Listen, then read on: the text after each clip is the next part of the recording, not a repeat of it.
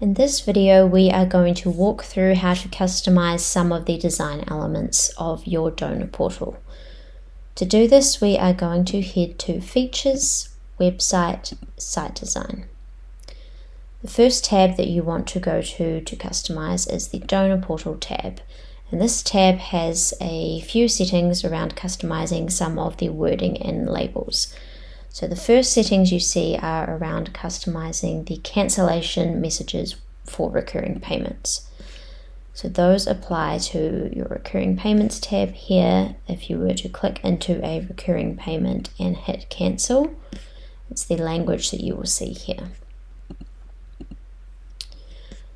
The next setting we see is the purchased media. So by default this is called purchase media, but if you want to change it from that to something like downloadable content, it changes the name of the tab on the left hand side here. Next we have the direct and secondary impact features. So again, if you don't want this to be called My Impact, maybe you want to change it to say referral link, you can update that, and that applies to the My Impact tab here. There's also a setting to change the text under the referral link, and that applies to this setting here. Lastly, we have the external donations display. This is strictly for organizations who are using the CRM Donor Perfect.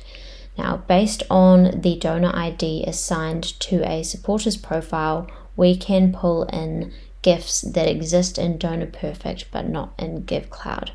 We only pull these into the donor portal area and not into your admin, but you can choose the heading for that section and which columns from Donor Perfect to display.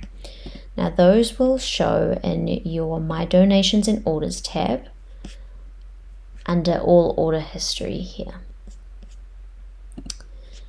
Now the next tab that we want to click into in terms of the donor portal and how it looks is the Login, Registration and Opt-ins tab.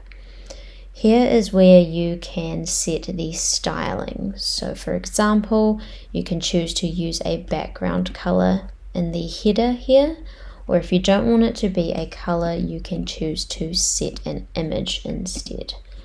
If I hit save, I can show you that updating.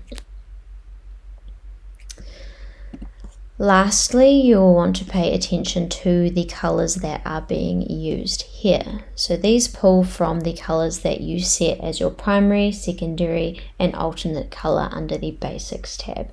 So it's a good idea to use high contrast colors so that you can see all of the text.